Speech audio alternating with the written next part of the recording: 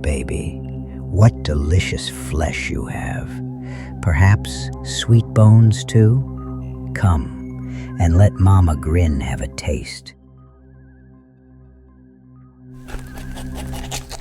Afterland Desolate. Bedlam Audio presents B.L. Norris's Afterland Desolate. Chapter 3, Come to Mama.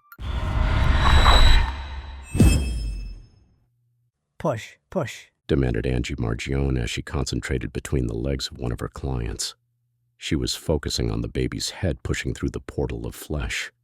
The mother's face was twisted with the torturous effort of giving birth. Candlelight danced across a damp wall. It was more reliable than the Citadel-controlled power grid. The sky outside was bruised purple. Night was rolling in, perhaps accompanied by a storm. It was hard to tell these days. Still, the wind howled outside the abandoned church. You're doing fine. Angie encouraged. She delivered babies for a living, had delivered babies in every conceivable environment. The demand for her services was high. No one with any sense or any choice wanted to give birth in a Citadel-run hospital. The Citadel's friendly-looking Blunt's Bunny logo did little to quell the whispers spoken about those hospitals. Mothers went in one way and did not come back quite the same. Their babies returned to them with prick marks, bandages, eye colors slightly off from what was normal. Angie was a natural nurturer and felt it her divine mission in life to bring life into the world. She was quite comfortable now coaching the distressed woman whose legs were braced on the half-rotten pews. The head crept further and Angie saw it, the cord, blue and tight, wrapped twice around the baby's neck. Is everything all right? The mother panted. Angie smiled, her face betraying nothing. There wasn't any backup. No engineers, no fancy machines or algorithms. Just her hands and the knowledge of the old ways. Stop pushing, dear, Angie said with a motherly smile. You hear me? Breathe. Just breathe. Angie reached in, her fingers searching and finding the slick umbilical cord, still pulsing. There was still time. She worked her fingers under the first loop, lifting it gently, but it was simply too tight. Too tight. She grabbed a small knife from her belt, sterilized it with a splash of alcohol, and sliced through the outer loop. Blood. Not the baby's, but her own. She didn't stop. She freed the second loop with her bare hands, pulling it over the tiny head like a broken noose. One more push.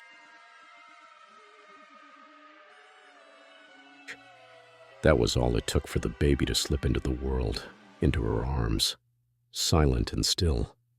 Angie turned the baby over and cleared the mouth, patted the back, once, twice, then rubbed the baby's chest with her rough, calloused fingers. Come on now, come on. As if responding to her gentle voice, the baby gasped for air and coughed, then a cry.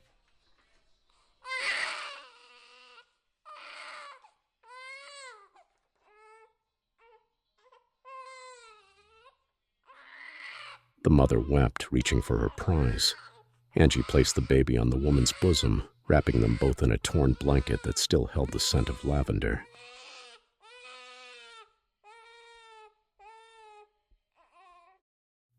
Angie collected her fee from the newborn's bleary-eyed father. She stepped outside the church and stood on the cold, leaf-covered stone steps. It began to rain. Black sludge the people had so willingly gotten accustomed to. But this was different. A soft ash drifted from the sky like flurries of tainted snow. Oh, Ma, that's different, Angie murmured. Her phone silently vibrated in her hand. Then it blared. It was an alert from the Citadel. White hot, the highest. Angie's heart did acrobatics in her chest as she read the screen. Something about a red veil. Another alarm. And it wasn't just her phone this time. The alarm blared so loudly it seemed to shake the entire city of Bedlam. Then overhead, 2 missiles streaked across the sky and crashed in the distance, causing the church to shake around her. It then began to crumble. Then another explosion. But this one lit up the sky as if the sun itself was exploding. Angie could hear the baby screaming from inside. It was the last thing she heard before the building imploded, capturing her beneath the rubble.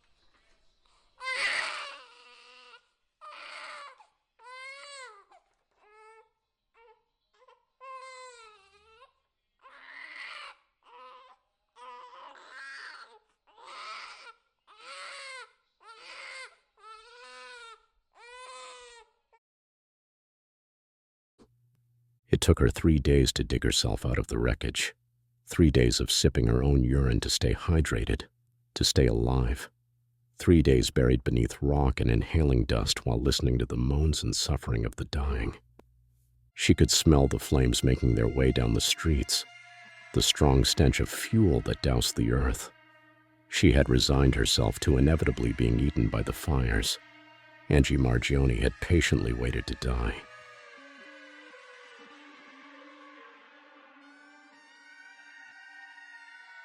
But on the third day, she was delivered. 4 men heard her cries and they came. They were in awe of her, the middle-aged woman who'd pulled herself from the graveyard of rubble. I know her, One of the men, named Michael, said. She delivered one of my children. She's a midwife. She had indeed delivered one of his children, a son, Joseph, who died when a driven hound surprised him during a day hunt and ate him whole. That was the last time they'd day hunted. Michael took the midwife to his home, the home he shared with his wife and his 1-year-old son Samuel and 3 other men who helped him defend the land.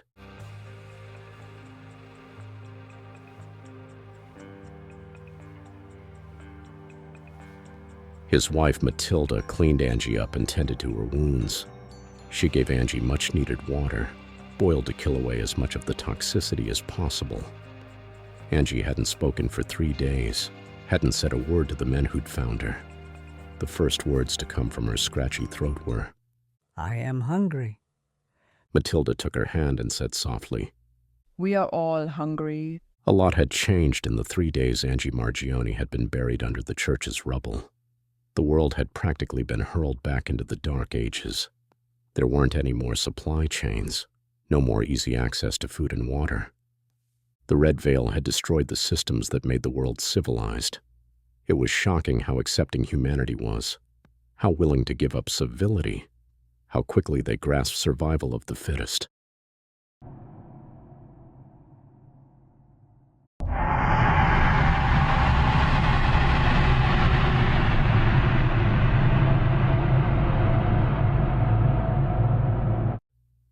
There's no food now, Michael said. but me and the guys will go hunting tonight. Hopefully we get lucky. Angie sat up all night, rocking in the chair, waiting for the men to return with food. Her stomach gurgled and rumbled as she rocked and stared into the darkness of the cabin. The next morning, Michael returned with food, toads. They'd caught toads. Angie was silent as she watched Matilda take the toads and make them into a stew. She rocked in the chair. It was her chair now, holding Matilda's 2-year-old son. Toads. They bring back toads. Angie thought to herself, her eyes on Matilda stirring the pot. It was dangerous eating animals from the waters of Bedlam, but when you are starving, you are willing to take chances. If you ate the animals from the water, you might die. If you didn't eat at all, there wasn't any might about it. They ate watery toad stew for a week, meals that barely dampened the hunger before it flared again.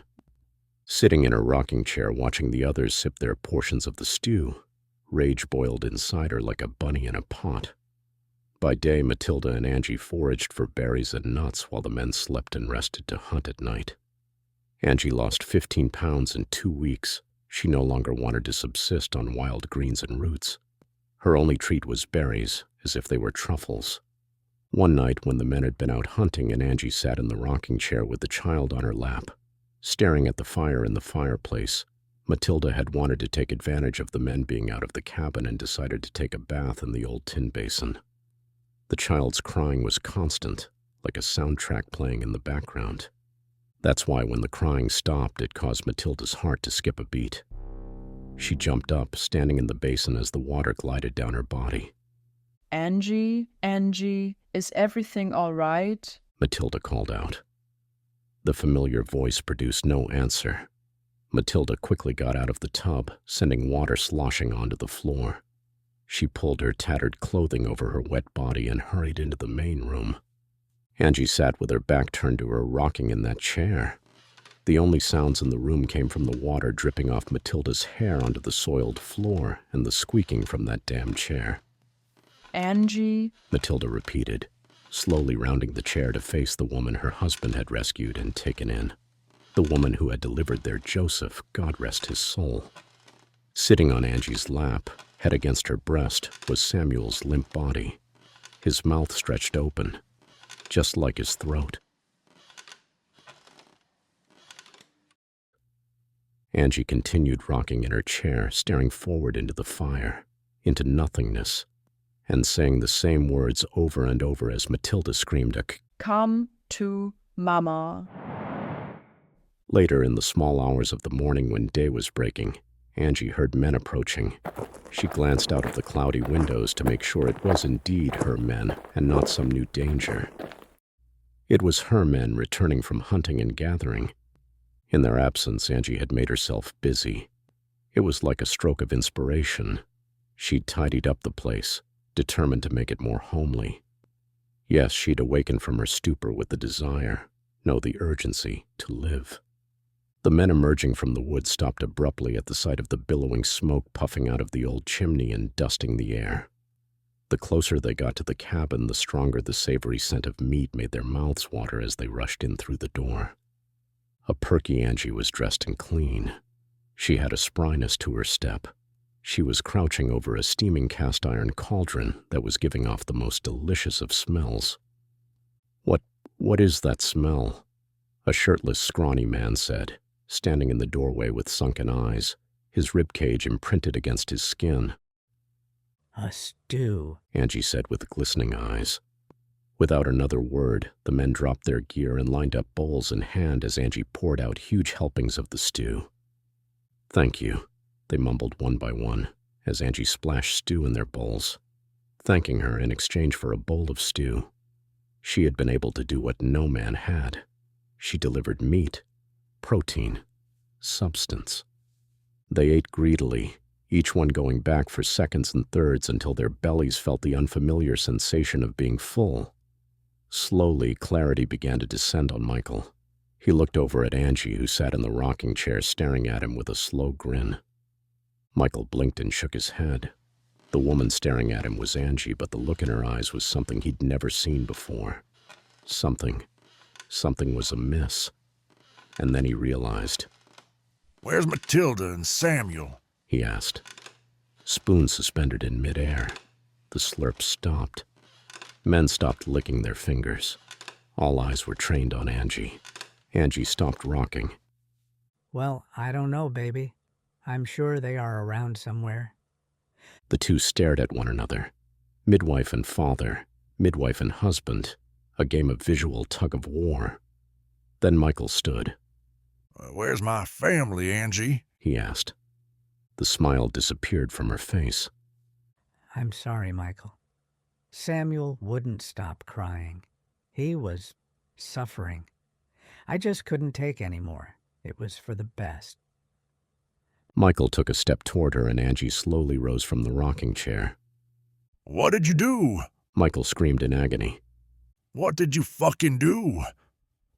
"I just gave them a little blue lotus." Blue lotus is a beautiful aquatic plant native to Egypt with a sedative and relaxing effect. Angie had often given it to her clients to make birth easier. Rage crumpled Michael's face as he raced into his family's bedroom. The mattress on the floor was undisturbed. The cradle he'd made with his bare hands was empty. Michael was seized with fury. "Angie!" he screamed, stomping toward the door, fists balled at his side. When he reached the threshold of the door, he was met with a hatchet to the face. Angie grinned like a hyena as Michael flailed wildly, desperately trying to grasp the hatchet's wooden handle. Then he dropped to the floor like a sack of potatoes. He was dead. The men stood staring at the middle-aged midwife who'd just killed their leader, the woman who was now their de facto leader. Angie looked at each of them and said, "I guess tomorrow we'll have a bigger stew."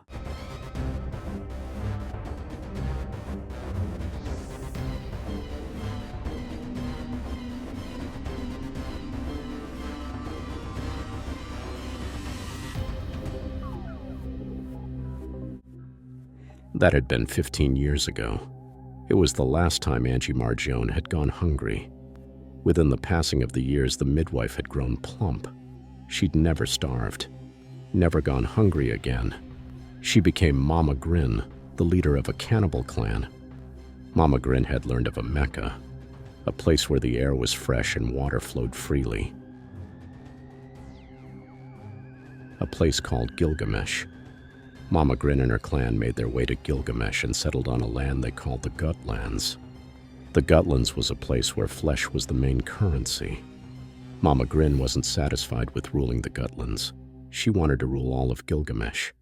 Now, as she stood in her kitchen plying her trade, stirring her pot, she wore her chef's hat atop her stringy white hair. Blood smeared her mouth and teeth and chin from sampling her cooking. Her once white apron was damp and splattered with blood. Mama Grin hummed as she swung her hatchet down on the body parts surrounding her. Snarls emitted from the corner from where a chain-driven hound gnashed, its yellow teeth slick with greasy saliva. Mama Grin had named it Blunts after the old Citadel bunny logo. Blunts growled at the bleeding naked man cowering on the floor. He was slated to be the main ingredient in tonight's stew. Mama Grin! Mama Grin! Called a 5-year-old boy who ran into the kitchen. He's alive! He's alive! Mama Grin turned away from the counter to face the boy. Who's alive? She grinned. Ashwire! He's alive! He's in Gilgamesh! Mama Grin's smile disappeared. Ever since the Red Veil, ever since the world ended and they'd been forced to march to Gilgamesh, she'd heard of a savior. She'd heard of a warrior born of the grid who could save them all. She bent down to the little boy and said, Oh my godly, that is good news. Good news indeed. Hush now, children, hear her grin. Mama Grin calls you in. Through the shadows of the Gutlands wide, she waits by moonlight, eyes open wide. Bones will rattle, whispers thin. Silent footsteps draw you in.